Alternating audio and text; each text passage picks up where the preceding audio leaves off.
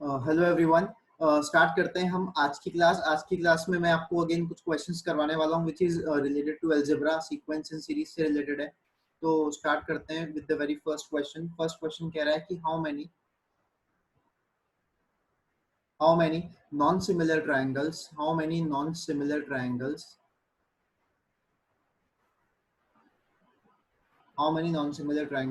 Have angles have angles whose degree measures whose degree measures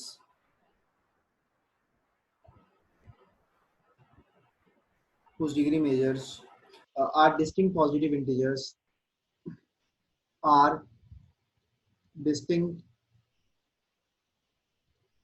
positive integers in AP। बहुत बढ़िया।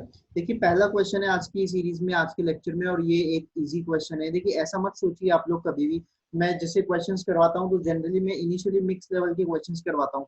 तो कभी ये मत सोचना कि यार जो है इजी क्वेश्चन है तो एग्जाम में नहीं आ सकता, क्योंकि हमारा एग्जाम ऐसा है जिसमें 2 मार्क्स, 3 मार्क्स और 5 मार्क्स तीन टाइप के क्वेश्चन आते हैं। तो डेफिनेटली चांसेस बनते हैं कि 2-2 मार्क्स की कैटेगरी में दो क्वेश्चन तो काफी इजी आएंगे। तो माइट बी पॉसिबल ये क्वेश्चन आ सकता है, कोई बड़ी बात नहीं है भाई, है ना।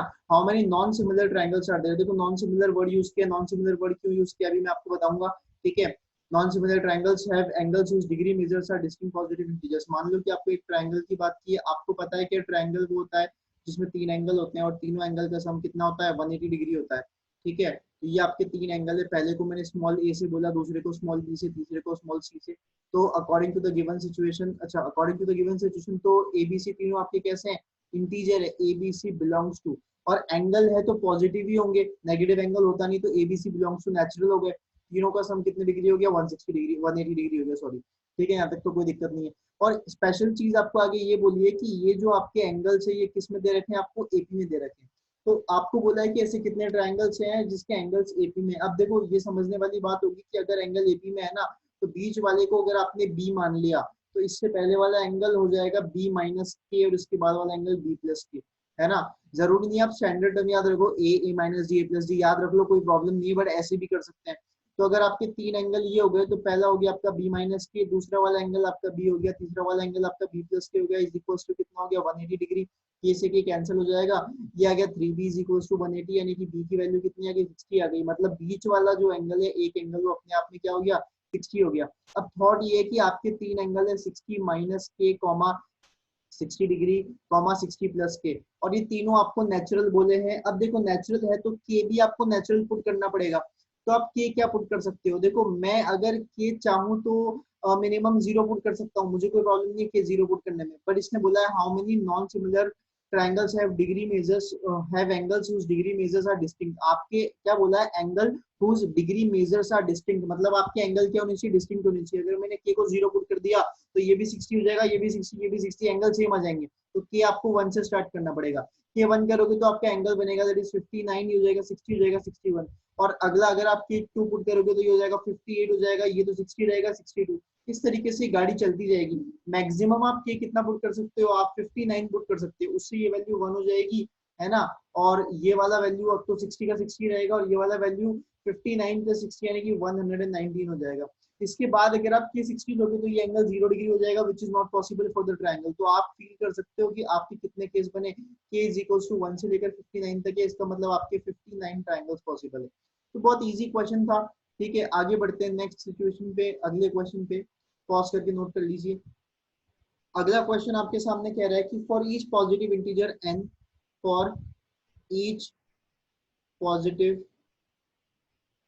इंटीजर, ये प्लस है ना, for each positive integer N the mean of, अच्छा क्वेश्चन है, the mean of, ideal question है 2 मार्क्स के लिए। मैं आपको बता दूं आपके एग्जाम में मेरे हिसाब से कंफर्म है कि 2 क्वेश्चंस पक्का इस लेवल के आएंगे। मैं लिख रहा हूँ यहाँ पे 2 क्वेश्चंस इस लेवल के आएंगे, गारंटी है मेरी, ठीक है। तो ऐसा नहीं है कि आप इजी क्वेश्चन टफ क्वेश्चन सोचो आप, है ना। सारे टॉपिक्स को इंपॉर्टेंस इक्वली दो और हर टॉपिक अच्छे से करके जाओ, है ना। For each positive integer the mean of first and the mean of first and terms of a series, terms of a series या सीक्वेंस एक ही बात है, इज एन। अच्छी बात दे रखी है कि the mean of first n terms of a sequence is n दे रखा है। So what is the square root of 2008 term? What is the square root? What is the square root of 2008 term? 2008 term of the sequence to the nearest integer, देखिए nearest integer इसलिए दे रखा है क्योंकि आपका exam तो integral based answer exam है ना, तो इसमें सारे आंसर इंटीजर्स में आएंगे, तो मैं जितने भी क्वेश्चंस करवाऊंगा सब इंटीजर बेस्ड ही है।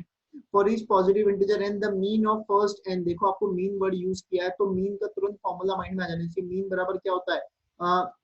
Sum of all numbers divide by total number of quantity, basically n, क्योंकि n नंबर्स का मीन निकालते हैं। अगर आप 4 नंबर का मीन निकालेंगे तो नीचे 4 आ जाएगा, ऊपर आएगा सम ऑफ ऑल 4 नंबर्स, ठीक है। तो आपको बोल रहा है कि यहाँ से the mean of first n terms of a sequence is n, तो इस according to the given question जो मेरा मीन है वो कितना है? n है। अब मीन का फॉर्मूला क्या होता है? मीन का फॉर्मूला ऊपर लिखा है मीन का फॉर्मूला ऊपर लिखा है sum upon n that is equals to n, यानी कि यहाँ से जो सम आ गया वो कितना आ गया? n स्क्वायर आ गया।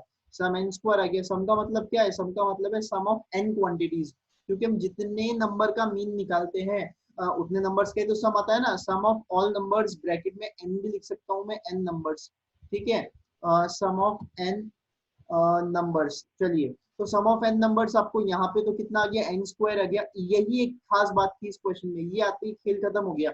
इसने बोला what is the square root of 2008 term. अब आप फील करो A1 A2 A3 से लेकर के A 2007 और A 2008, अगर ये टर्म है और भी आगे हो तो फर्क नहीं पड़ता। अगर इतनी टर्म है, मुझे बोला है कि 2008 टर्म का स्क्वायर रूट चाहिए, तो पहले इसको फाइंड करना पड़ेगा। इसको फाइंड करने के लिए हम क्या करते हैं, एक बात बताओ, अगर मैं एस एन की बात करूं कि मुझे दे रखा है एस एन बराबर N square, sum of first N term से एन स्क्वायर, तो सम ऑफ फर्स्ट 2008 टर्म्स कितनी होगी? 2008 स्क्वायर। इसी तरीके से सम ऑफ फर्स्ट 2007 टर्म्स कितनी होगी? वो होगी 2007 स्क्वायर। तो अब आप फील करके देख लो, यहाँ पे कुछ भी नहीं है, बहुत इजी सा टास्क है कि अगर मैं पूरे 1 से लेकर के 2008 टर्म में से 1 से लेकर के 2008 टर्म में से 1 से लेकर के 2007 टर्म माइनस कर दूं, ये वाले टर्म माइनस कर दूं, तो मेरे पास क्या बचेगा? ये टर्म आ जाएगा, खेल खत्म हो गया आपका। इसका मतलब क्या है? आपके पास A 2008 का फॉर्मूला क्या बनता है? वो बनता है S 2008 माइनस S 2007। ये वाला फॉर्मूला वैसे जो होता है वो ये होता है कि an बराबर क्या होता है? Sn minus Sn minus 1। ये वाला फॉर्मूला जनरली आपके किसी भी सीक्वेंस में काम आ जाता है, ये बहुत काम की चीज है। कोई सा भी टर्म चाहिए तो वहां तक के सारे टर्म्स के सम में से उससे एक कम करके प्रीवियस टर्म का सम क्या कर दो? माइनस कर दो, दैट्स इट। तो अब आपका ये आंसर यहाँ पे हो जाएगा 2008 का स्क्वायर माइनस 2007 का स्क्वायर। स्क्वायर करने में टाइम वेस्ट मत करो, ए स्क्वायर माइनस बी स्क्वायर की प्रॉपर्टी यूज कर लो। मैं इधर साइड में कर देता हूँ, यहाँ पे ए स्क्वायर माइनस बी स्क्वायर की प्रॉपर्टी यूज कर लो, तो ए माइनस बी और ए प्लस बी। अगर मैं ए माइनस बी करूंगा तो 2008 माइनस 2007 1 आ जाएगा, ए प्लस बी करूंगा तो ये 401 और 5 आ जाएगा, ठीक है। ये आ गया। नाउ आपके पास ए 2008 आ गया, दैट इज 4015, और आपसे बोल रहा है कि find the square root of this. तो मेरा जो आंसर है that is square root of A 2008 है, that is equal to square root of 4015। 4015 का स्क्वायर रूट आपको निकालना आना चाहिए, और नहीं आता तो एक अंदाजे से सोच सकते हैं कि अगर ये इसका स्क्वायर रूट किसके आसपास होगा। फील कर लो, अगर मैं 60 का स्क्वायर निकालता हूँ, 60 का स्क्वायर तो ये होगा 3600, ठीक है। 70 का स्क्वायर निकालता हूँ तो ये होगा 4900, तो उसके बीच में कहीं ना कहीं होगा। 65 का चेक कर सकते हैं, 65 का होता है 6 7 4225 होता है, 4225 उससे थोड़ा छोटा है तो आप 64 63 का ट्राई कर सकते हैं। इस तरीके से आपका इसमें आंसर आ जाएगा। तो मैं बता दूं इसकी अभी वैल्यू होती है 63.364। तो नियरेस्ट इंटीजर में दो केस आते हैं, या तो मैं 63 के पास जाऊं या मैं 64 के पास जाऊं। जरूरी नहीं है कि बच्चा ये सोचे कि सर 63.364 आया तो उससे छोटा ही होगा। ये बोल रहा है कि you need to find which is nearest integer. ध्यान रखना, ये बहुत बड़ी गड़बड़ हो जाती है इसमें कभी कभी। तो फिलहाल तो नियरेस्ट आपका 63 आ रहा है, तो this is the answer. But अगर ये मान लो वैल्यू मेरे पास 63.7 होती, ऐसा कुछ होता, तो मुझे लग रहा है कि 64 के ज्यादा पास है, तो फिर आंसर 64 हो जाता। ठीक है, तो फिलहाल आपका आंसर 63 हो गया। चलिए एक और, एक ये बहुत इजी सा क्वेश्चन है। जैसा मैं आपको बोल चुका हूँ कि इसमें मुझे पूरी मैं आपको उम्मीद दिलाता हूँ कि 2 क्वेश्चन इस लेवल के आएंगे, वो किसी भी टॉपिक के हो सकते हैं। तो आप जो है ऐसे क्वेश्चंस पे भी ध्यान रखिए। जरूरी नहीं है कि हम लोग एकदम टफ लेवल के क्वेश्चंस पे ही जाएं, है ना। जीरो से स्टार्ट करते हुए धीरे धीरे मीडियम लेवल के क्वेश्चंस करिए, तब जाके आप हायर लेवल के क्वेश्चंस कर पाएंगे। चलिए पॉज करिए, मैं आगे बढ़ता हूँ। नेक्स्ट आपका नेक्स्ट अगला क्वेश्चन नंबर 3 आज का, वो कह रहा है कि लेट ए के बी अ सीक्वेंस, ये आपकी क्या है, एक सीक्वेंस है, सीक्वेंस ऑफ इंटीजर्स। मजे की बात ये है कि सीक्वेंस ऑफ इंटीजर्स है, sequence of integers such that, आपको एक कंडीशन दे रखी है सच दैट a1 बराबर 1, फर्स्ट टर्म आपको 1 दे रखी है, एंड आगे एक सिचुएशन है a m plus n that is equals to a m plus a n plus m n। अब जो मेरे प्रीवियस वीडियोस है ना, चलिए मैं पहले क्वेश्चन कंप्लीट कर देता हूँ, है ना। For all positive integers, for all, ये पॉजिटिव में शॉर्ट में ऐसे लिखता हूँ, for all positive integers, for all positive integers m comma n, है ना। तो क्लियरली क्वेश्चन आपसे बोल रहा है कि फाइंड a12, बस इतनी सी बात कर रहा है। अब मैं आपसे ये कह रहा हूँ कि मेरे जो प्रीवियस वीडियोस है ना, उसमें मैं आपको 3 क्वेश्चन इस कैटेगरी के करवा चुका हूँ, कि जब आपको, ये मैं जो बॉक्स में बंद कर रहा हूँ, कि जब आपको कोई इस टाइप की सिचुएशन मिलती है, जब आपको mth टर्म जो है वो डिफाइन करके देता है, ना तो ये एपी है, ना जीपी है, ना एचपी है, ये प्रॉपर एक सीक्वेंस है। सीक्वेंस में भी बहुत अच्छी सी एक कंडीशन दे रखी है कि जो भी m प्लस n कैटेगरी का टर्म होगा, वो इस तरीके से m और n वाले टर्म से रिलेट करेगा। आपको बोल रहा है व्हाट इज A12, तो आपको क्या करना है, इसी का यूज करते करते A12 निकालना है। बेसिकली एप्टीट्यूड बेस्ड क्वेश्चन है ये। आप A12 को कैसे ब्रेक करते हो, ये आपके ऊपर है। अब देखिए, कई बार कोई बच्चा हो सकता है कि जैसे A12 है, उसको वो लिख सकता है कि सर मैं इसको A1 प्लस 11 कर दूं, क्योंकि मुझे 1 दे रखा है, मैं A1 plus A11 plus 1 into 11, जैसा यहाँ पे दे रखा था m प्लस n, और ये बाद में ये इन्हीं का प्रोडक्ट यहाँ पर है m इंटू n, तो वो 1 इंटू 11 कर सकता था। प्रॉब्लम ये A11 चाहिएगा, फिर A11 के लिए वो क्या करेगा, A1 प्लस A10 करेगा। तो ये तरीका तो बिल्कुल भी अच्छा नहीं है। क्यों अच्छा नहीं है? क्योंकि आप क्या, ये करते करते करते करते 12-13 टर्म तक बनाओगे क्या। तो आप इसको सिस्टमेटिकली ब्रेक करो। मैं इसको A4 प्लस 8 में ब्रेक करता हूँ, मुझे क्लियरली दिख रहा है A4 प्लस 8 करने से बहुत ईजी होगा। अब इसे आप 10 प्लस 2 भी कर सकते हो, आप 6 प्लस 6 भी कर सकते हो, ये आपके ऊपर है, पर ये इजी वे इस तरीके से पड़ेगा, that is A4 plus A8 plus कितना हो गया, ये हो गया 4 इंटू 8 हो गया, 4 इंटू 8। अच्छा, मैंने A4 A8 क्यों चूज किया, क्योंकि 4 तो ठीक है, मैं 8 को वापस 4 में कर सकता हूँ, दैट्स वाई। अब देखिए, ये अपनी जगह पर है। अब यहाँ पे फील कीजिएगा, यहाँ पे इस A8 की जगह मैं क्या लिखने जा रहा हूँ, इस A8 की जगह मैं लिखने जा रहा हूँ, देखिएगा A4 plus A4 plus 4 into 4। तो मुझे लगता है ये चीज आपको समझ में आ जानी चाहिए, पीछे 4 8 32 है। जो मैंने यहाँ पे कलर चेंज करके इतना पोर्शन लिखा है, ये A8 की तरह लिखा है, A8 की जगह लिखा है। हाँ, you can see very easily कि 3 टाइम्स A4 प्लस 4 4 16 प्लस 32 आपका ये हो गया। तो आपका जो क्वेश्चन है केवल A4 पे डिपेंडेंट है। A4 अगर मैं आपको अलग से चेक कर रहा हूँ, that should B A2 plus A2, और यहाँ पे प्लस में क्या आ जाएगा, 2 2 4 आ जाएगा।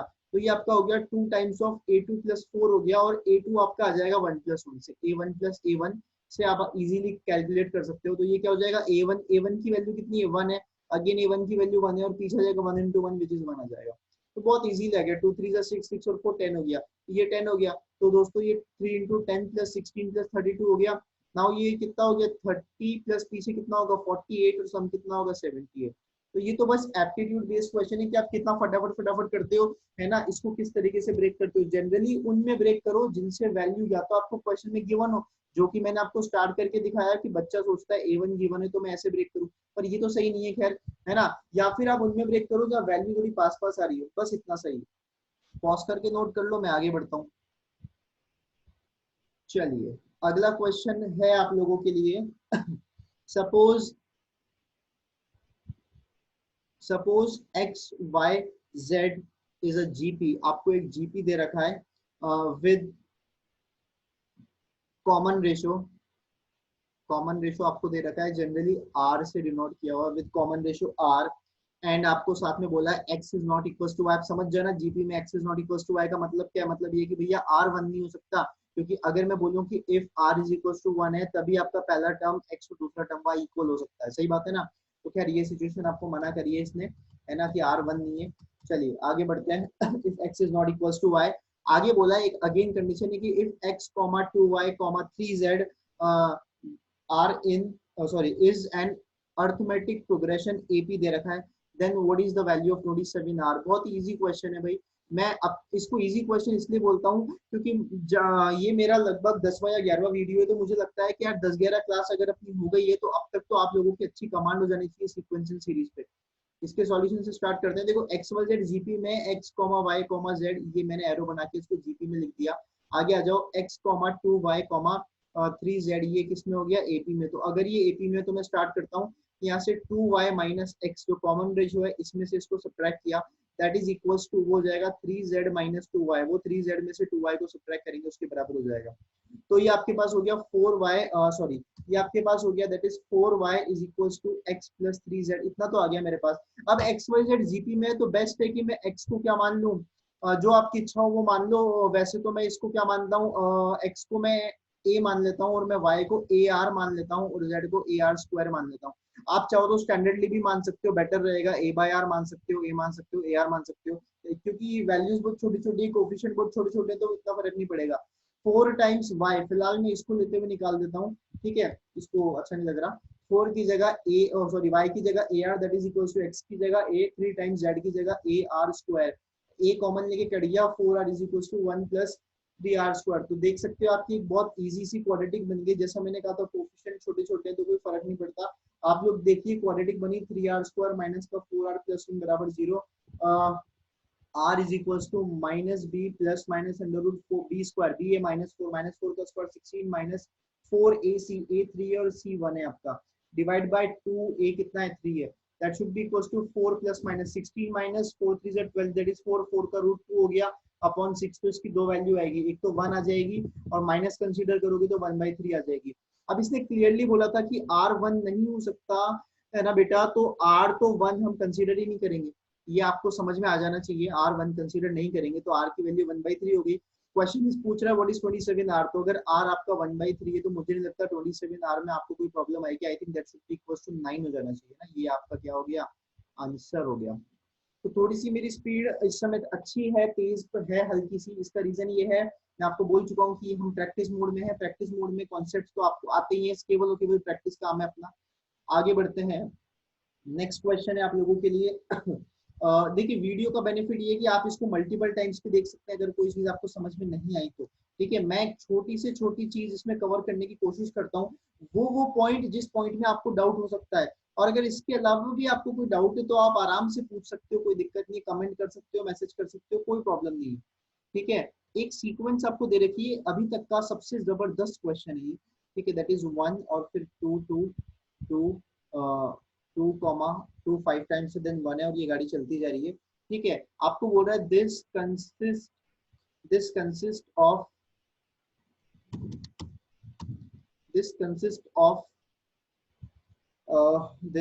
consists of ones, okay, which is separated by blocks,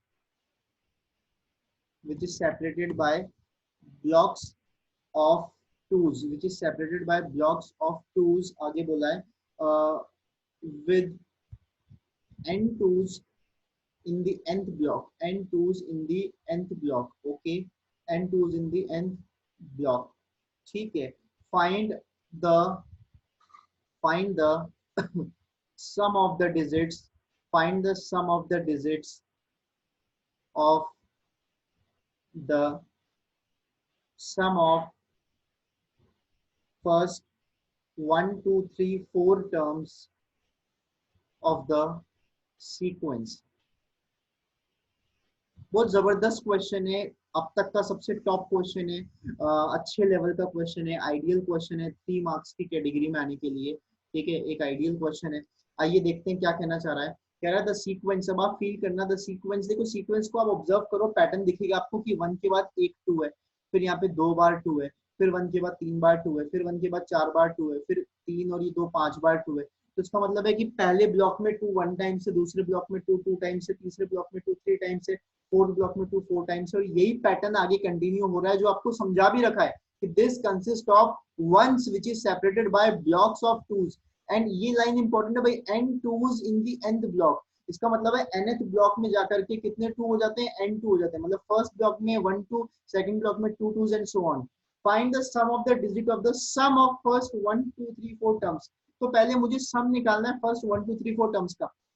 एक चीज मैं आपको फील करवाता हूँ, आओ जरा एक बार ये सीक्वेंस दोबारा लिखते हैं, 2 2 1 2 2, फिर है 1, फिर 4 बार 2 है, फिर है 1, फिर 5 बार 2 है और फिर 1 है और ये गाड़ी चलती जा रही है। आप एक चीज फील करना, क्या फील करोगे आप, कि अगर मैं सम आपको दिखाऊं एक बहुत ही बढ़िया तरीके से, कि फर्स्ट आप इसे लो, इसका सम तो 1 है, सेकंड आप इसे लो, मतलब आप क्या करो, टू वाले को वन के साथ कैलकुलेट करते हुए लो, टू वालों को वन के साथ, टू का ब्लॉक और साथ में वन को भी ऐड कर लो, टू का ब्लॉक और साथ में वन को भी ऐड कर लो, देन यू विल फील कि जो फर्स्ट ब्लॉक है ना भाई, फर्स्ट मैं यहाँ पे सम लिख रहा हूँ, जो फर्स्ट ब्लॉक है ना फर्स्ट, उसका सम तो वन ही है क्योंकि अकेला नंबर है, इसका सम कितना है 3 है, इसका सम कितना है 5 है, फील करते जाना, इसका सम कितना है 7 हो गया, इसका सम कितना हो गया 9, रीजन क्या है भाई, वन तो सब में आ रहा है, वन सब में आ रहा है और हर एक में एक एक टू इंक्रीज हो रहा है, हर एक में क्या हो रहा है एक एक टू इंक्रीज हो रहा है, फर्स्ट वाले ब्लॉक में कितना है 1 2 है, सेकंड वाले ब्लॉक में कितना है, देखो यहाँ पे सेकंड वाले ब्लॉक में कितना है 2 बार 2 है, यहाँ पे कितना है 3 बार 2 है,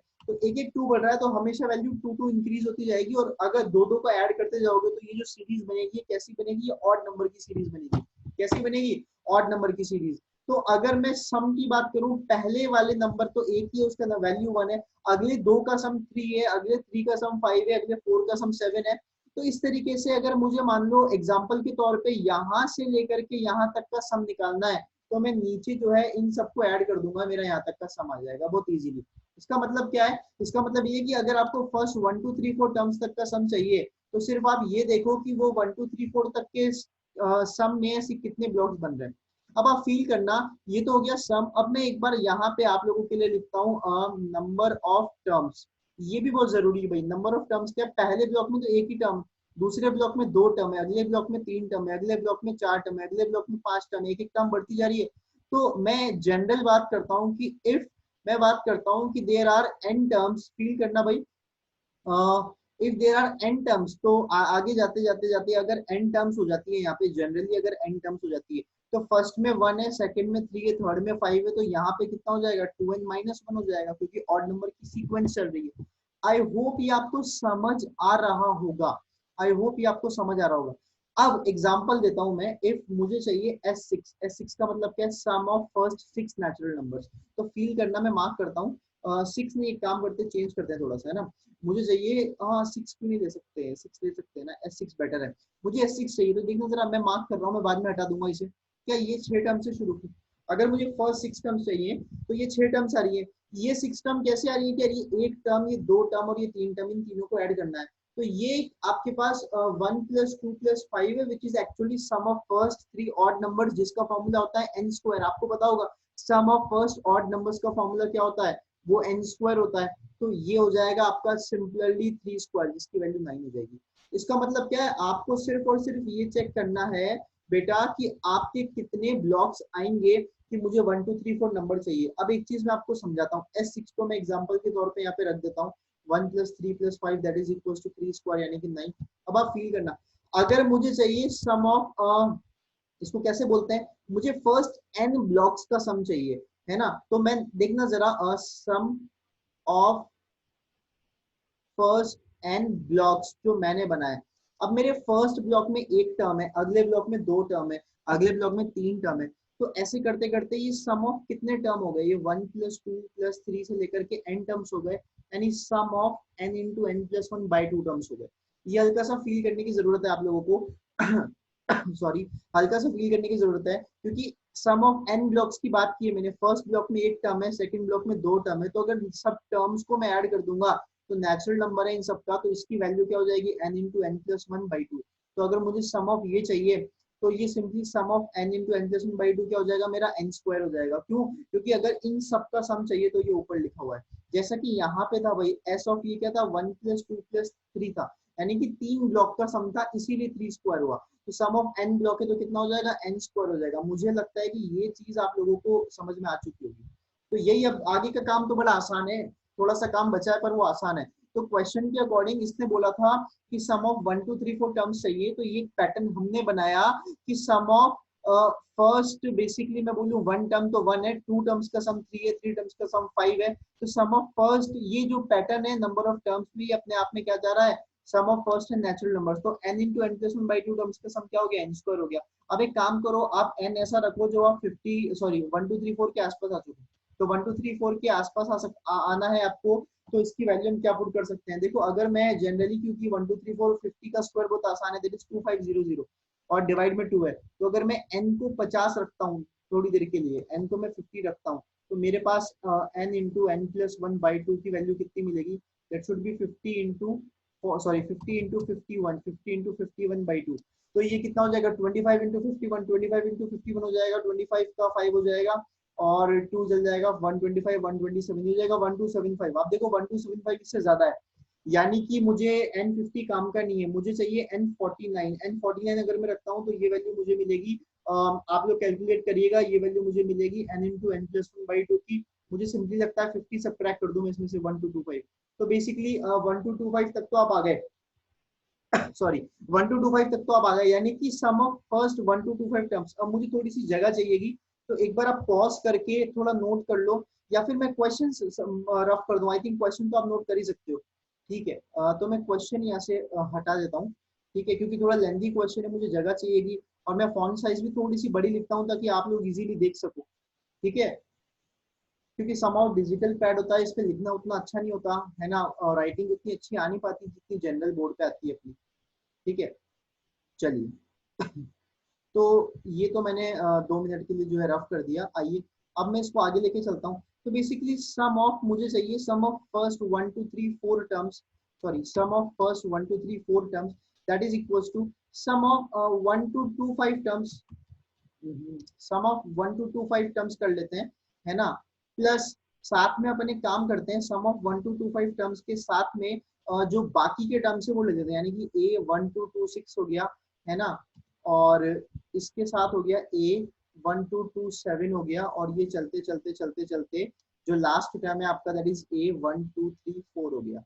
चलिए that is equals to sum of 1 2 2 5 terms, sum of 1 2 2 5 terms आपका बेसिकली देखिए n49 पे आया था, तो ये कितना हो जाएगा 49 का होल स्क्वायर हो जाएगा, ये हो गया 49 का होल स्क्वायर। अब आपको चाहिए a1226 टर्म्स। अब आप फील करना कि कोई भी ब्लॉक जब खत्म हो रहा है, जैसे कि ये वाला ब्लॉक यहाँ पे खत्म हुआ, तो अगला ब्लॉक तो 2 से स्टार्ट होगा, क्योंकि किसी भी ब्लॉक में 2 2 2 2 करके टर्म्स है और आखिरी टर्म 1 है, तो इन सब की वैल्यू तो 2 ही होने वाली है, ये जितने भी है। अब आप फील करोगे कितने टर्म है, 1 2 2 6 से 1 2 3 4 तक टर्म्स है, तो 26 27 28 29 30 और 4 वो हो गए, 9 टाइम्स हो जाएंगे, तो ये हो गया 49 का स्क्वायर प्लस 2 कितने टाइम्स हो गया 9 टाइम्स। 49 का स्क्वायर 2401 आपको याद होना चाहिए, 9 2 18, ये वैल्यू आ गई 24 कितना आ गया 19 आ गया, मजेदार आ गया भाई 2419, ये आपका वैल्यू आ गया। पर क्वेश्चन ने आपसे ये बोला था find sum of the digit of sum of 1 2 3 4 numbers, तो थोड़ा कंफ्यूजिंग सी लैंग्वेज है, मुझे सम ऑफ 1 2 3 4 नंबर का सम ऑफ द डिजिट चाहिए, तो मेरा answer sum of the digit इससे क्या हो जाएगा दैट इज 2 + 4 + 1 + 9, और वो वैल्यू कितनी हो जाएगी 16, और यही आपका फाइनल आंसर है। बहुत जबरदस्त क्वेश्चन था। ऐसे क्वेश्चंस में जब कोई पैटर्न क्रिएट होता है तो उस पैटर्न का सम निकालने के लिए आपको भी कोई पैटर्न बनाना पड़ता है। मैंने पैटर्न ये बनाया कि हर ब्लॉक अपने आप में जो है नेचुरल नंबर ऑफ क्वांटिटीज ले रहा है, 1 2 3 4 5 6 मतलब लगातार नेचुरल नंबर ऑफ टर्म्स ले रहा है, और जो सम है वो ऑड नंबर आ रहा है, तो मैंने नेचुरल नंबर ऑफ टर्म्स में से टोटल नंबर ऑफ टर्म निकालने के लिए n इंटू एन प्लस 1/2 कर दिया, और ऊपर अगर ऑड नंबर है तो उसके सम का फॉर्मूला n स्क्वायर हो गया। तो मेरे हिसाब से समझ में आया होगा, पॉज करके नोट कीजिए, मैं आगे बढ़ूंगा। नेक्स्ट है आपका क्वेश्चन आज के वीडियो लेक्चर में, क्वेश्चन नंबर 6, वो कह रहा है कि define a sequence, define a sequence of real numbers, define a sequence of real numbers. Real numbers क्या है आपके पास a1 a2 a3, और ये कह रहा है up to such that by a1 is equals to 1, a1 की वैल्यू 1 दे रखी है, an+1 का whole cube that is equals to 99 dot an का होल क्यूब हो जाता है। आगे आपको कह रहा है for all n greater than equals to 1, अच्छा ये यहाँ पे कॉमन ही आएगा, for all n greater than equals to 1, और आपको बोल रहा है देन फाइंड, आपको सिर्फ इतना निकालना है a100 की पावर 1/33। अच्छा क्वेश्चन है, इजी क्वेश्चन है, एक आध मिक्स क्वेश्चन चलते रहने चाहिए, प्रीवियस क्वेश्चन बहुत अच्छा था, उसके बाद आपके लिए थोड़ा सा एवरेज लेवल का क्वेश्चन है, ठीक है। सॉल्यूशन की हम बात करते हैं, define a sequence of, sorry define a sequence of positive integers, और ये एक आपको रिलेशनशिप दे रखी है, बहुत जबरदस्त रिलेशनशिप दे रखी है। क्या बोला है आपको, बोला है कि an+1 का होल क्यूब है, मैं यहाँ पे लिखता हूँ an+1 का होल क्यूब है that is equals to 99 times an का होल क्यूब है। तो मैं काम करता हूँ यहाँ से, ये जो an+1 का होल क्यूब है, an के होल क्यूब को नीचे डिवाइड में फेंक देता हूँ, that is equals to 99, cube root ले लेते हैं ताकि ये आपका काम हो जाए कि आपका क्यूब गायब हो जाए, और 99 की पावर 1/3 आ जाए, वैसे भी आपको कुछ 1/3 टाइप का ही चाहिए। ये मेरे पास आ गया। यहाँ से बच्चों हमें क्या करना है, यहाँ से हमें कुछ ऐसा करना है कि A100 आ सके। अब फील आप ये करो कि आपको जो यहाँ पे वैल्यू चाहिए वो एक सिंगल टर्म की चाहिए, विच इज A100, जबकि इसने दे रखा है रेशियो ऑफ द टर्म। अगर मैं एन की वैल्यू यहाँ पे क्या पुट करूँ कि मुझे 100 मिले, मान लो मैं एन की वैल्यू 99 पुट करता हूँ बेटा, तो मुझे A100 अपॉन क्या मिलेगा, A99 मिलेगा, विच इज इक्वल्स टू क्या हो जाएगा, 99 की पावर 1/3। मजे की बात ये है कि आप एन कुछ भी पुट करो ये तो कॉन्स्टेंट ही चलता जाएगा, ठीक है। अच्छा, तो यार आपको तो A100 चाहिए, A99 को कैसे गायब करें, तो अब आपको A99 चाहिए, उसके लिए आपको n क्या रखना पड़ेगा, 98 रखना पड़ेगा। यहाँ से आएगा आपके पास A98 आ जाएगा, सॉरी A99 आ जाएगा, A99 अपॉन कितना होगा, A98 हो जाएगा, ये अगेन कांस्टेंट होगा। तो फील करने वाली बात ये है कि इसी तरीके से अगर आप चलते जाओगे तो आपको लास्ट मिलेगा, जब आप n की वैल्यू क्या रखोगे, मेरे सबसे 1 रखोगे, तो आपको मिलेगा A2 अपॉन A1, वो भी आपको यही मिलेगा 99 की पावर 1/3। अब आप कुछ मत करो, जितने भी टर्म आइए सबको मल्टीप्लाई कर दो, क्योंकि जनरली आपको ऐसा करना है कि A100 चाहिए, बाकी सब गायब करना है। तो पहला है A100 upon A99 multiplied by, sorry A99 है मल्टीप्लाइड बाय, अगला टर्म है A99 अपॉन A98, अगला टर्म है A98 अपॉन A97। मजे की बात आपको आई थिंक समझ में आ चुकी होगी कि ये कटने शुरू हो जाएंगे, और लास्ट आपके पास है A2 upon A1 that is equal to. अब देखिए यहाँ से यहाँ तक ये सब तो कांस्टेंट ही है, तो कांस्टेंट मल्टीप्लाई होते हैं तो पावर चल जाती है इसके ऊपर, तो मैं इस पूरे की पावर लगाता हूँ। 99 से 1 तक दे रहा 99 टर्म्स, तो मैंने इसकी पावर 99 लगा। चलिए मेरे हिसाब से ये आपको समझ में आया होगा। अब ये A99 से ये कैंसिल, 98 से ये कैंसिल, इससे ये कैंसिल, फाइनली इससे ये कैंसिल हो जाएगा, और आपका मैं इसके बाद यहाँ लिखता हूँ, आपके पास बचेगा A100 upon A1 that is equal to 99 की पावर, ये 3 से 99 33 टाइम्स कटेगा, दैट इज इक्वल टू 33। आप देखो A1 क्वेश्चन में आपको 1 दे रखा है, तो A1 तो 1 हो जाएगा, और A100 आपके पास हो गया 99 की power 33। Now the question is asking about A100 की पावर 1 अपॉन 33, तो ये 99 की पावर 33 की पावर 1 अपॉन 33 हो जाएगा, वो आपस में कट जाएंगे और आंसर कितना आ जाएगा, 99 आ जाएगा। इस क्वेश्चन का यूएसपी यही है कि ये आपको ये सिखा रहा है कि इन सबको एक पैटर्न बना के मल्टीप्लाई करना है। तो ऐसे क्वेश्चंस मेरे हिसाब से तो इजी होते हैं, क्योंकि ये कहीं ना कहीं बच्चों को इस स्टेप से ऑब्जर्व हो जाते हैं कि सर ये तो 2 का रेशियो आ गया, ऐसे बहुत सारे रेशियो लेके मल्टीप्लाई कर दूंगा तो कटना शुरू हो जाएंगे। चलिए पॉज कीजिए, नोट कीजिए, मैं आगे बढ़ता हूँ।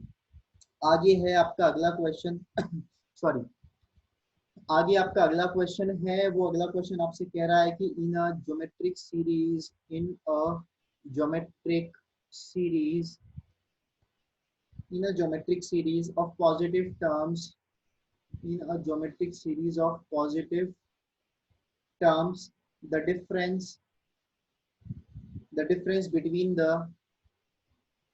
difference between the fifth term, sorry हाँ fifth and fourth term, the difference between the fifth and fourth term, या फोर्थ टर्म्स कर दें, दो हो गई, इज 576। तो इजी क्वेश्चन लग रहा है, क्योंकि जनरली आपको इक्वेशन दे दी इसने, जहां पे इक्वेशन दे देता है वो तो बहुत आसान क्वेश्चन हो जाता है। And the difference between the second, and the difference between the second and first term, second and first term is 9। और आपसे कह रहा है आगे की find the last two digits, find the last two digits of sum of first 5 terms of the series. ये तो खैर कुछ ज्यादा लेंदी क्वेश्चन नहीं है, बट कई कई क्वेश्चंस तो इससे डबल लेंदी होते हैं, बच्चे तो ये देखते ही घबरा जाते हैं एग्जाम में, इतना बड़ा क्वेश्चन है, टफ होगा, लेकिन कोई जरूरी चीज नहीं है। जो ज्यादातर लेंदी क्वेश्चन होते हैं वो जनरली इजी होते हैं, क्योंकि आपको मैक्सिमम इन्फॉर्मेशन क्वेश्चन में गिवन दी हुई होती है। शॉर्ट क्वेश्चन जो एक लाइन आधे लाइन का होता है वो टफ पड़ता है, क्योंकि मिनिमम इन्फॉर्मेशन दी होती है। In a geometric series of positive terms, the difference, आपको एक तो डिफरेंस निकालना है, किस किस का, the difference between the fifth and fourth term. तो बेटा आपको डिफरेंस बोला है fifth term minus fourth term, जो डिफरेंस है दैट इज इक्वल टू 576। देखिए वैसे डिफरेंस आप जो है क्या करेंगे, ये इसने नहीं बोला कि A5 में से A4 लेना है या A4 में से A5, डिफरेंस बोला है तो जरूरी नहीं आप यही करोगे बाय डिफॉल्ट, ऐसा कुछ भी नहीं है, आप उल्टा भी कर सकते हो। बट इसने बोल दिया पॉजिटिव टर्म्स, अगर आपके टर्म्स इसने पॉजिटिव दिए हैं तो दोनों पॉजिटिव है, और उसका डिफरेंस 576 पॉजिटिव है। अगर उसका डिफरेंस पॉजिटिव है, इसका मतलब है कि या तो ये इंक्रीजिंग सीक्वेंस है, अगर मैंने ऐसा लिया है तो, अगर मैंने ऐसा लिया है तो इंक्रीजिंग सीक्वेंस है, और अगर मैं उल्टा लूंगा तो क्या होगी, डिक्रीजिंग सीक्वेंस हो जाएगी। तो चलिए हम दो केस कंसीडर करते हैं, क्योंकि ये क्लेरिफाई नहीं है यहाँ पे। मैं लेता हूँ A4 minus A5 that is equal to 576। तो इस केस में तो इंक्रीजिंग सीक्वेंस है, इस केस में ये डिक्रीजिंग सीक्वेंस हो गई है। मैं बीच में लाइन ड्रॉ कर लेता हूँ दो केसेस के लिए, ठीक है। आगे इसने क्या बोला है, आगे इसने बोला है and the difference between the second and first term. तो यहाँ पर अब मुझे A2 माइनस A1 लेना पड़ेगा विच इज इक्वल टू 9, और यहाँ पे मुझे A1 माइनस A2 लेना पड़ेगा which is equal to 9। Find the last two terms of the sum of the first 5 terms of the series. मुझे सम ऑफ फर्स्ट 5 टर्म्स निकालना है। देखो जीपी में है तो A5 मेरे लिए हो जाएगा AR पावर 4 और ये हो जाएगा AR पावर 3। आपको मेरे हिसाब से क्या करना होगा, अब तक फॉर्मूलेज एकदम अच्छे से माइंड में फिट करने होंगे। अब आप पहली वाली इक्वेशन से देखिए, आप AR क्यूब कॉमन ले सकते हो, आपका बनेगा R minus 1 that is equal to 576। और यहाँ से आप क्या करोगे, यहाँ से आप मेरे हिसाब से A कॉमन लोगे तो ये बनेगा R माइनस 1, ये अगेन आपका बनेगा 9।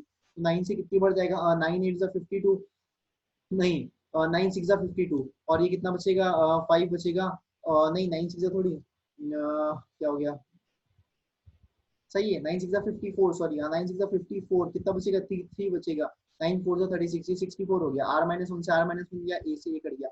R क्यूब अगर 64 है तो R का वैल्यू 4 हो जाएगा। तो मुझे लगता है इतना तो आप अच्छे से समझ सकते हैं। अगर यही कॉन्सेप्ट मैं यहाँ पे लगा दूं भाई, तो ये मेरे पास ये जो इक्वेशन बनेगी A4 मेरे पास बनेगा A R क्यूब, ये बनेगा AR power 4 that is equal to 576। यहाँ से AR क्यूब कॉमन लेते ही 1 माइनस R बन जाएगा और ये हो जाएगा 576। इन अ सिमिलर मैनर इसमें दूसरी इक्वेशन का डिवाइड कर दो, ये वाली इक्वेशन का, उसमें से A कॉमन लेके 1 माइनस R बनेगा। तो मुझे तो फील हो गया, आपको भी हो जाना चाहिए कि भाई इससे सेम R आने वाला है, R में तो कोई प्रॉब्लम नहीं आएगी, है ना। R में कोई प्रॉब्लम क्यों नहीं आएगी, क्योंकि ये सीक्वेंस मैंने सिर्फ उल्टी करके तो लिखी है, एक इंक्रीजिंग एक डिक्रीजिंग है, बाकी कोई फर्क नहीं पड़ रहा। चलिए अब यहाँ से R की वैल्यू यहाँ पे मैं पुट करता हूँ, तो मुझे थोड़ी सी जगह क्रिएट करनी है, मैं यहाँ पे लाइन खींच लेता हूँ ताकि आपको कोई प्रॉब्लम नहीं हो, और सिमिलर वे में मैं यहाँ पे भी लाइन खींच लेता हूँ ताकि आपको अगेन कोई प्रॉब्लम नहीं हो। अगर मैं यहाँ पे इस वाली इक्वेशन में पुट करूँ, मुझे पता है कि यार मुझे पता है कि A2 minus A1 that is equal to 9 है। A2 कितना है मेरा AR, तो A डॉट R मेरा 4 है, माइनस A बराबर 9 है। A कॉमन लेता हूँ तो 4 माइनस 1 3 हो जाएगा दैट इज इक्वल टू 9, और A आपका कितना हो जाएगा, 3 हो जाएगा। इस केस में अगर मैं R फोन रखता हूँ यहाँ पे, तो ये फर्स्ट टर्म मेरी है सॉरी मैं यहाँ पे करता हूँ, तो ये मेरा A minus AR that is equal to 9 है। A कॉमन लिया 1 minus R4 that is equal to 9, 1 minus 4 minus 3, तो A माइनस 3 हो जाएगा, और यहीं पे ये गलत हो जाएगा क्योंकि सीक्वेंस ऑफ पॉजिटिव इंटीजर्स बोला था, पॉजिटिव इंटीजर्स में A नेगेटिव नहीं हो सकता, तो केवल और केवल ये सिचुएशन वैलिड है। आपका A3 हो गया और आपका R4 हो गया। मैं बताऊं कभी कभी क्या होता है, बच्चे ना ये वाला जो सेकंड मैंने यहाँ पे केस बनाया, ये केस बनाते ही नहीं, वो पहला केस से पहला ही सॉल्व कर देते हैं। जरूरी नहीं है, ये भी आ सकता है, तो सेकंड केस को कंसीडर करना पड़ेगा। बाय लक आपका वो रेडियो यहाँ से जो है एलिमिनेट हो गया, कोई बात नहीं। Now the question was asking the sum of the first 5 terms of the series में, मेरे हिसाब से आप निकाल सकते हैं भाई S5 का फॉर्मूला क्या है, जीपी में दे रखा है, तो A इंटू R की power n sorry 5 minus 1 upon R minus 1। तो A आपका है, आपका A कितना है, आपका A आपका है यहाँ पे 4 नहीं 3 है, सॉरी A 3 है और R है 4 की power 5 minus 1 upon 4 minus 1 which is 3, 3 से 3 कट गया, that is 4 power 5 minus 1। 4 power 5 कितना होता है, 1024, आपको याद होना चाहिए क्योंकि 4 पावर 5 होता है, 4 पावर 5 होता है 2 की पावर 10 होता है, 2 की पावर 10 कितना होता है, 1024 होता है, ठीक है। और उसमें से 1 माइनस करोगे तो 1023 आ जाएगा, ठीक है। ओ सॉरी थोड़ा सा ये अटक रहा है, आज पता नहीं क्यों थोड़ा सा मेरा सॉफ्टवेयर अटक रहा है ना। दैट इज 1023 में सम ऑफ द डिजिट आप निकालोगे दैट शुड बी 6, तो आपका आंसर क्या आ जाएगा, 6 आ जाएगा। आगे बढ़े, अरे एक मिनट 6 एक minute, sum of the digit थोड़ी पूछिए, आपसे पूछा है find the last two terms, तो लास्ट टू टर्म्स आपकी कितनी है, ये रही है लास्ट टू टर्म है आपकी 23, तो आपका आंसर हो गया 23। चलिए पॉज कीजिए, मैं आगे बढ़ता हूँ। 7 क्वेश्चंस हो चुके हैं, मैं कुछ क्वेश्चंस और करवाने वाला हूँ आपको इसमें। मेरे हिसाब से आप लोगों को जहां भी प्रॉब्लम आए ना, इस वीडियो को दोबारा देख लेना चाहिए, कोई दिक्कत नहीं है। वीडियो को दोबारा देखने से देखिए डिजिटलाइजेशन का यही बेनिफिट है, जनरल क्लास में तो दोबारा पॉसिबल नहीं हो पाता। देखिए डिजिटलाइजेशन का थोड़ा लॉस भी है कि वर्चुअल क्लास में उतना फील नहीं आता कई बच्चों को जितना रेगुलर क्लास में आता है, पर बेनिफिट भी है, आप मल्टीपल टाइम्स रिपीट करके देख सकते हैं, स्पेसिफिकली उसी जगह पे जा सकते हैं जो जगह पे आपको प्रॉब्लम आई है। स्पेसिफिकली वही क्वेश्चन आप देख सकते हैं। ये क्वेश्चन बहुत बढ़िया क्वेश्चन है। आपसे क्या कह रहा है कि हाउ मेनी, देखना ध्यान से, how many four digit, how many four digit integers, how many four digit integers a b c d with a not equals to 0 have the property, have the property, short में लिखता हूँ मैं, that the three two digit integers, that the three two digit integers a b less than b c less than c d forms an increasing forms an increasing arithmetic progression। ठीक है, आगे आपको क्या बोल रहा है, आगे बोल रहा है वन सच इज, एक एग्जांपल दे रखा है आपको 4692। ठीक है, वेयर आपको बोल रखा है a is equals to 4 and b is equals to sorry 6 and c is equals to 9 and d is equals to 2। चलिए, बहुत जबरदस्त क्वेश्चन है, शानदार क्वेश्चन है, आइडियल क्वेश्चन है प्री आरएमओ के लिए। 5 मार्क्स में आ सकता है ये क्वेश्चन। इस टाइप का कोई भी question, number system plus sequence का मिक्सचर है ये। चलिए, क्वेश्चन आपसे कह रहा है कि देखिए यहाँ पे फील करना 4692 में पहला मैं एग्जांपल को उठाऊं तो ये 46 हो गया, 69 हो गया, 92 हो गया। आप फील करिए एपी में इसका डिफरेंस है 23, इसका भी डिफरेंस 23 है, तो ये एपी में है। अगर एपी में है तो सबसे पहली चीज आपको दिख गई होगी कि यार ये वाला टर्म अगर बड़ा है और ये वाला टर्म, सॉरी इसको हटा देते हैं, कि अगर ये वाला टर्म बड़ा है, ये वाला टर्म और बड़ा है, तो ये टर्म बड़ा कब होगा, जब ये वैल्यू इस वैल्यू से बड़ी होगी।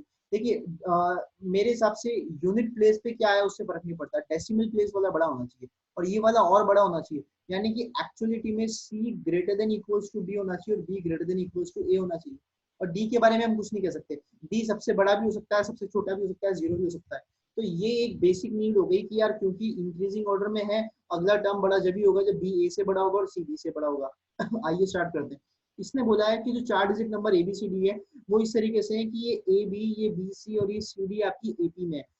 अगर ये एपी में है तो मैं काम करता हूँ ए बी को डिस्क्राइब करता हूँ। आपको पता है 2 डिजिट नंबर ए बी है, उसको लिखने का तरीका 10a प्लस बी होगा। यूनिट प्लेस पे बी है, टेंस प्लेस पे ए है। इसी तरीके से बी सी को लिखने का तरीका होगा 10b प्लस सी। इसी तरीके से सी डी को लिखने का तरीका होगा 10c प्लस डी।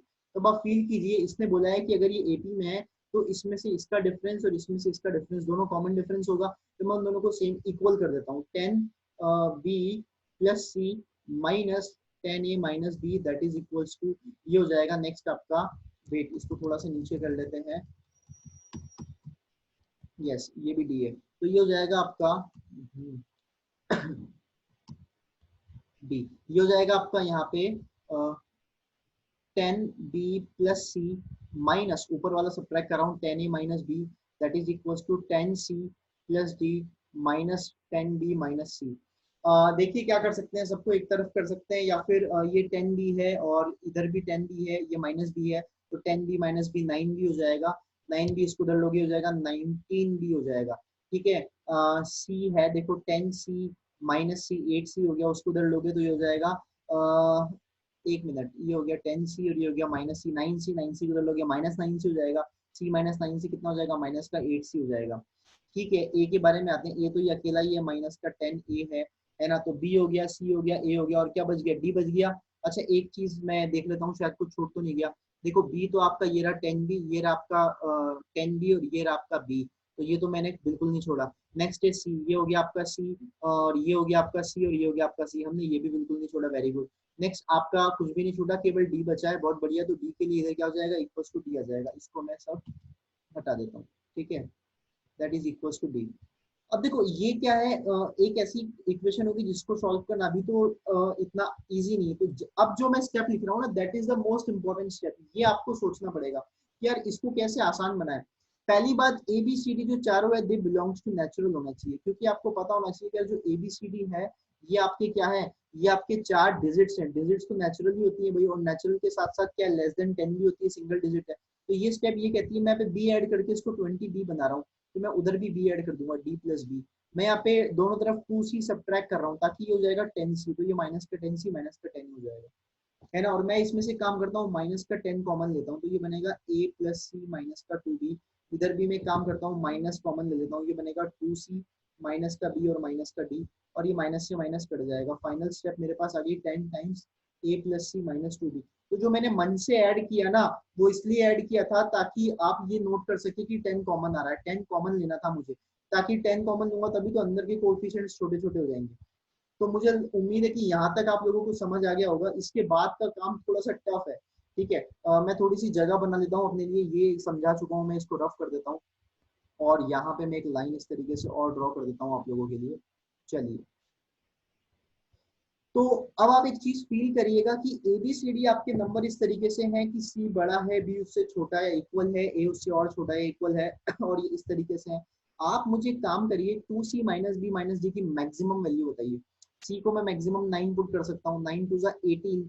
उन्हें मिनिमम मैं 0 0 पुट कर सकता हूँ, ऑल दो, है ना। तो इसकी मैक्सिमम वैल्यू जो मैक्स वैल्यू 18 जाएगी, है ना।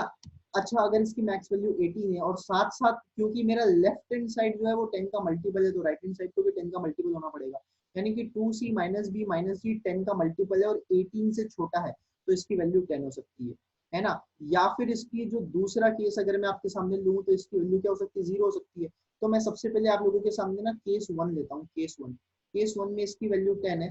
बाद में मैं आपके सामने केस 2 लूंगा, जब मैं 2c minus B minus D की जो वैल्यू है, मैं कलर चेंज कर लेता हूँ, इसकी जो वैल्यू है वो मैं लूंगा 10 लूंगा। तो मेरे हिसाब से ये आप लोगों को समझ में आ जाना चाहिए, सॉरी 0 लूंगा, ये आपको समझ में आ जाना चाहिए कि एलएचएस 10 का मल्टीपल है तो आरएचएस को भी 10 का मल्टीपल होना पड़ेगा। अब बेटा ये 10 का मल्टीपल है, अब आप कर क्या सकते हो, आप यहाँ पे वैल्यू पुट करो सी की।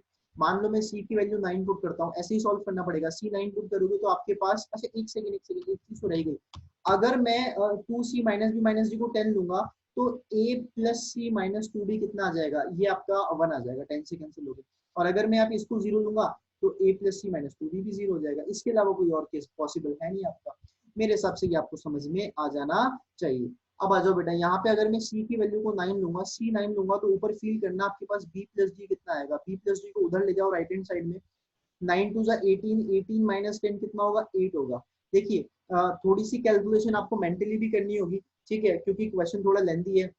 नीचे वाले में अगर मैं C9 पुट करूंगा तो मैं 2b माइनस का उधर ले जाऊँ, प्लस का 2b हो जाएगा, एक उधर ले जाऊँ माइनस का हो जाएगा, और 9 माइनस 8 ए हो जाएगा, 8 हो जाएगा। तो यहाँ पर ये 8 हो गया। तो अब देखिए 2b माइनस ए भी 8 है, b प्लस डी भी 8 है, c तो आपका 9 हो गया। b क्या क्या रख सकते हो, यहाँ से आपको फील हो गया कि b मैक्सिमम आपका 8 हो सकता है, क्योंकि b प्लस डी का सम 8 है। अगर मैं b को 8 रखता हूँ तो मेरे पास d यहाँ से 0 आ जाएगा, d यहाँ से 0 आ जाएगा, नीचे भी 8 रखोगे, 8 टू 16, a आपका 8 आ जाएगा। तो यहाँ से जो आपका नंबर क्रिएट होगा, a 8 है, b 8 है, c 9 है और d 0 है, नंबर आपका बनेगा 8890। ठीक है, नंबर आपका बनेगा 8890। चलिए, अगला b अगर मैं यहाँ से 7 रखता हूँ तो ऊपर बेटा 7 रखूँ अगर मैं यहाँ पे b की जगह, तो d मेरे पास 1 मिलेगा। नीचे में 7 रखूंगा तो 7 टू जा 14 और a उधर गया, 8 इधर आया। यहाँ पे अगर आपको दिक्कत है तो a इज इक्वल्स टू मैं ले रहा हूँ 2b माइनस 8, अब तो शायद समझ में आ जाएगा। और ऊपर अगर दिक्कत है तो d इज इक्वल्स टू मैं ले रहा हूँ 8 माइनस b, अब शायद समझ में आ जाएगा। तो यहाँ पे अगर मैं b को मैंने 7 लिया, d 1 हो गया, नीचे 7 टू जा 14 माइनस 8 कितना हो जाएगा, 6 हो जाएगा। तो वैल्यू मेरे पास बनी 6 और b की वैल्यू कितनी हो गई, 7 हो गई, सी की 9 और ये 1 है, तो ये दूसरा आ गया। तो ये वैल्यूज तो निकालने की जरूरत नहीं है, क्योंकि आप अगर यहाँ पे b वैलिड पुट करोगे तो d मिलेगा, यहाँ पे भी पुट करोगे तो a मिलेगा। तो मैं एक काम करता हूँ, मैं सिर्फ आपको ये बताता हूँ b क्या क्या हो सकता है। b 6 भी पुट कर सकते हैं, b 5 भी पुट कर सकते हैं। अब मैं b 4 नहीं कर सकता भाई, क्योंकि जैसे ही मैं b 4 कर दूंगा ना तो मेरे पास a 0 आ जाएगा, और उसने a 0 को मना किया था, इसने क्लियरली बोल रखा है, आप देख सकते हो a नॉट इक्वल टू 0। तो यहाँ पे 4 केस आए, यानी कि यहाँ पे 4 सॉल्यूशंस आ गए। सॉल्यूशंस आप निकाल के देख लेना, 4 सॉल्यूशन आ गए जब मैंने C9 रखा। अब मुझे थोड़ी जगह चाहिए, मैं इसको यूज कर रहा हूँ। अगले केस में जब मैं C8 रखूंगा तो b प्लस डी आपके पास 6 आ जाएगा। यहाँ पे आप पुट करके सॉल्व कर सकते हैं। और सॉरी, और नीचे वाले में अगर मैं पुट करूंगा, क्या पुट करूंगा, मैं C8 पुट करूंगा तो मेरे पास C8 पुट करूंगा तो a कितना आ जाएगा, a मेरे पास आ जाएगा 8 माइनस 1 7, 2b माइनस 7 आ जाएगा, ये आ जाएगा। तो आप यहाँ पे b क्या क्या पुट कर सकते हैं। अब देखो b आप ऊपर के अकॉर्डिंग देख सकते हो कि b आप 6 पुट कर सकते हो, है ना। देन आप b कितना पुट कर सकते हो, 5 पुट कर सकते हो। देन b आप कितना पुट कर सकते हो, 4 पुट कर सकते हो। नीचे आप देखो b 4 से छोटा नहीं पुट कर सकते। आपने b 3 पुट किया तो ये नेगेटिव हो जाएगा। तो वैल्यूज का काम मैं आपके ऊपर छोड़ रहा हूँ निकालना, मैं आपको केवल केस बता रहा हूँ। तो 4 केस मतलब 4 सॉल्यूशन, हर बार एक एक आएगा, वो तो फिक्स है ना। यहाँ पे 3 सॉल्यूशन हो गए। अगला है कि अगर मैं सी को 7 पुट करता हूँ, अगर मैं सी को 7 पुट करता हूँ तो आप फील करना इक्वेशंस क्या बनेगी, ये बनेगी, मैं यहाँ पे सी को 7 पुट करूंगा तो ये मेरे हिसाब से केस 2 तो अभी मैं रफ ही कर देता हूँ, क्योंकि मुझे अलग जगह चाहिए इसके लिए। आप देखिए केस 1 में ही चल रहा है ये सारा का सारा, ठीक है। और अगर केस 1 में ही चल रहा है ये सारा का सारा, तो इसको हम थोड़ा सा ऊपर कर देते हो, तो इसको हम थोड़ा सा ऊपर कर देते हैं, जगह हो जाएगी मेरे लिए, ठीक है। मेरे हिसाब से अब आप लोगों को समझ में आ रहा होगा, जगह भी अच्छी खासी हो गई है, मैं आपको और डिटेल में बता सकता हूँ।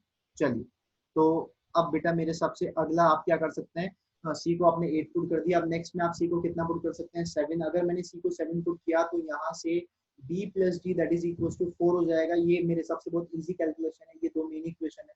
यहाँ से अगर मैं C4 पुट करता हूँ, C4 पुट करता हूँ तो 2b minus A, sorry 2b minus A that is equal to 3 हो जाएगा। तो अब आप देखिए आप बी क्या क्या पुट कर सकते हैं, आप बी को 4 पुट कर सकते हैं, यस आप बी को 4 पुट कर सकते हैं। नेक्स्ट आप क्या बी को 3 पुट कर सकते हैं क्या, वेट मैंने इक्वेशन तो सही बनाई है, 2b माइनस है, अगर मैंने सी 7 पुट किया, 7 माइनस 1 6, नहीं मैंने गलत लिखा है यहाँ पे थोड़ा सा, यहाँ पे 3 नहीं आएगा 6 आएगा, अब सही है। तो बेटा आप यहाँ देखिए आप बी क्या पुट कर सकते हैं, आप बी को 4 पुट कर सकते हैं, बी को 4 पुट करेंगे तो यहाँ पे डी तो 0 हो जाएगा, नीचे 4 टू 8 आपका a2 हो जाएगा, कोई दिक्कत नहीं है। लेकिन इसके बाद आप जैसे ही अगली वैल्यू पे जाओगे, अगली वैल्यू आपकी क्या होगी, जब आप b3 पुट करोगे तो आपका a0 हो जाएगा, विच इज नॉट कंसिडरेबल, जो आपका कंसिडरेबल नहीं है। इसका मतलब आपका केवल और केवल यहाँ से एक ही आंसर आया, इसके बाद आगे कोई सॉल्यूशन पॉसिबल नहीं होगा। तो इस केस में 4 सॉल्यूशन यहाँ से, 3 यहाँ से, 1 यहाँ से आया, तो मैं इसको मार्क कर देता हूँ कि मेरे टोटल कितने सॉल्यूशन हो गए, मेरे टोटल यहाँ पे 4 3 7 और 1 8, मेरे टोटल 8 सॉल्यूशन हो गए। मेरे हिसाब से ये चीज आपको समझ में आई होगी। इन द सेम मैनर आपको केस 2 सॉल्व करना है। अब आप वीडियो को पॉज कीजिए और इधर वाला जो पोर्शन है लेफ्ट हैंड साइड वाला वो नोट कीजिए, ताकि मैं उसे यूज कर सकूं।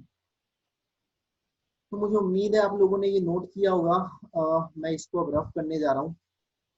एक लेंदी क्वेश्चन, एक अच्छा क्वेश्चन है, इस टाइप के क्वेश्चन आने के चांसेस रहते हैं, पर अगर आपने एग्जाम में मेरे हिसाब से इसको 20-25 मिनट भी दे दिए तो 5 नंबर आपको देके जाएगा। तो मुझे नहीं लगता मुझे इसमें आपको कोई प्रॉब्लम होनी चाहिए, क्योंकि 5 मार्क्स से अगर आप 4 क्वेश्चन भी कर देंगे तो 20 मार्क्स आ जाते हैं, जो बहुत है एग्जाम में।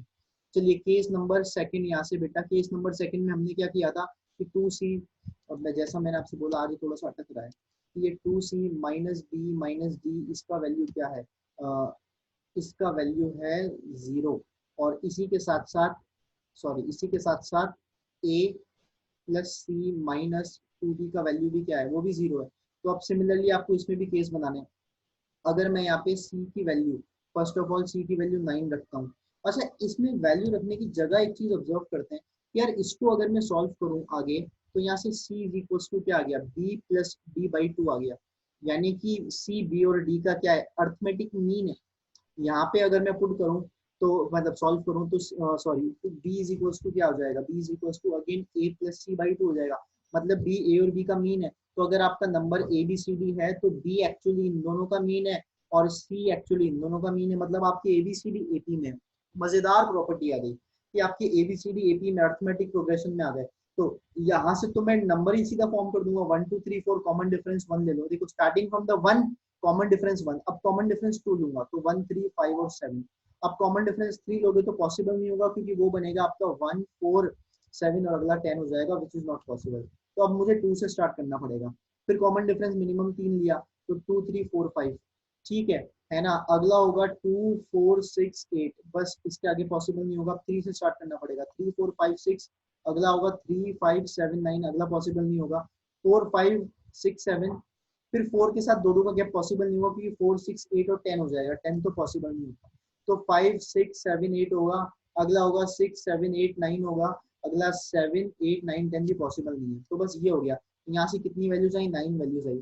तो 8 वैल्यूज उधर से आ गई, 9 वैल्यूज इधर से आ गई, 8 प्लस 9 टोटल कितना हो गया, 17 सॉल्यूशंस हो गए। तो ये बहुत ही जबरदस्त क्वेश्चन था, मैं उम्मीद करता हूँ आपको समझ में आ गया होगा। इसमें यूएसपी ये है इस क्वेश्चन की कि जिस बच्चे ने ये फील कर लिया कि यहाँ पे ये क्या है, तो डिजिट्स है वो किसमें, एपी में है, डिजिट्स आर इन एपी। जिसने ये फील कर लिया कि डिजिट्स आर इन एपी, तो मेरे हिसाब से उसका काफी टाइम बच जाएगा। देखो मुझे आगे ज्यादा केसेस सॉल्व नहीं करने पड़े। तो बेटा आप लोग पॉज कीजिए और नोट कीजिए इसे। मैं आगे बढ़ता हूँ। अगला क्वेश्चन है मेरा। नेक्स्ट क्वेश्चन आप लोगों के लिए है द प्रोडक्ट। बहुत अच्छा क्वेश्चन है। द प्रोडक्ट 8 इंटू 888, जिसमें आपको बोला है वेयर सेकंड फैक्टर हैज के डिजिट। सेकंड फैक्टर में कितनी डिजिट्स है? के डिजिट्स है ना। Is an integer, is an integer whose digits have a sum of 1000. Find the value of 1000 minus के। ये बड़ा अच्छा क्वेश्चन है। ये मुझे ऐसे क्वेश्चन इसलिए पसंद आते हैं क्योंकि ज्यादा लेंथी नहीं होते और हल्के से ट्रिकी होते हैं। द प्रोडक्ट, आपको प्रोडक्ट की बात कर रहा है इन विच द सेकंड फैक्टर, ये वाला फैक्टर, इट हैज के डिजिट्स। अब एक बात बताओ, अगर ये 8 8 8 8 8 जितने भी टाइम्स है, मैं इसको 8 इंटू 1 1 1 1 उतनी टाइम लिख सकता हूँ। तो मैं यहीं से स्टार्ट करूंगा।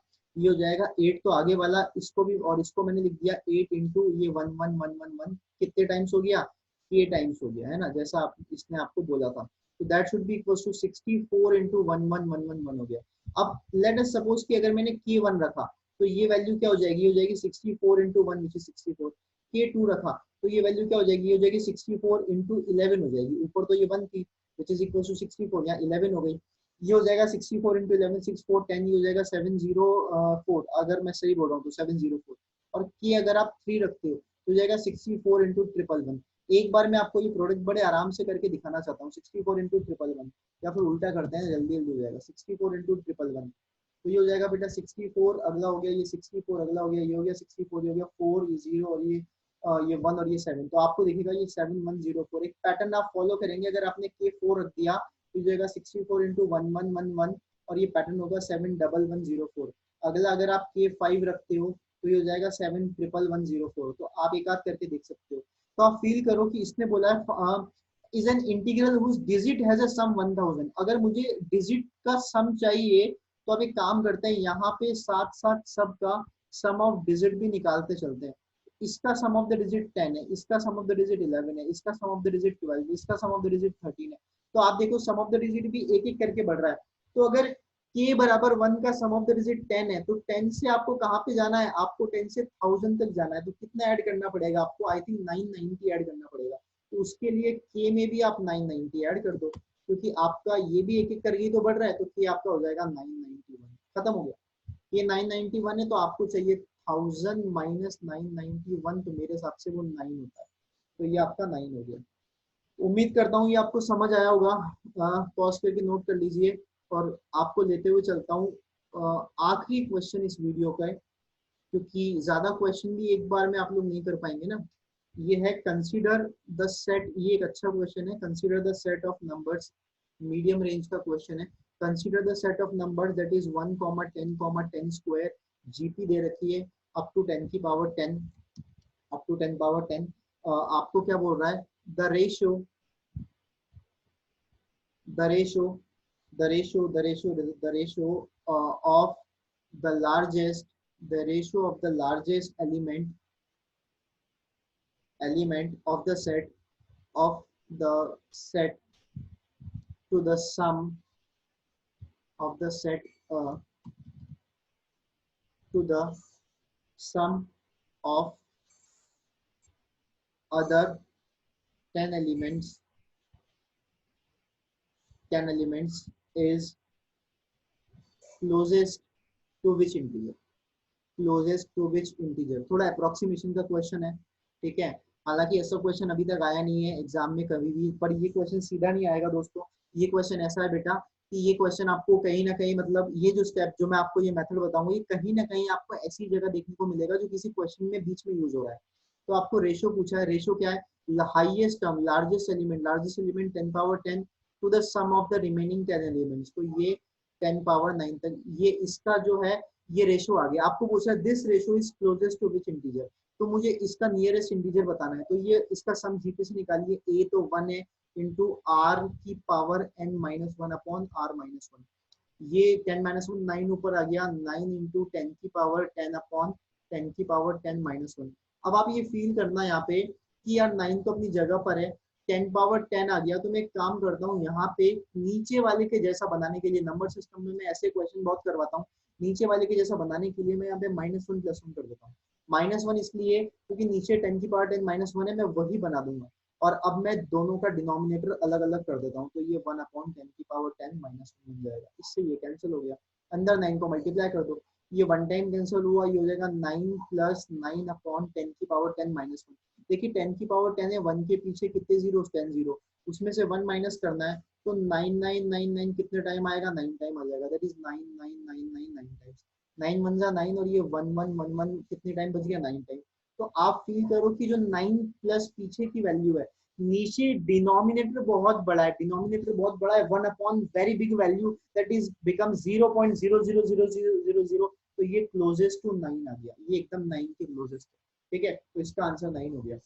तो मैं उम्मीद करता हूँ ये सारे क्वेश्चंस आपको अच्छे से समझ में आ गए होंगे। मैं आगे और भी क्वेश्चंस आपसे डिस्कस करूंगा, पर अभी के लिए इस लेक्चर में इतना ही। Thank you.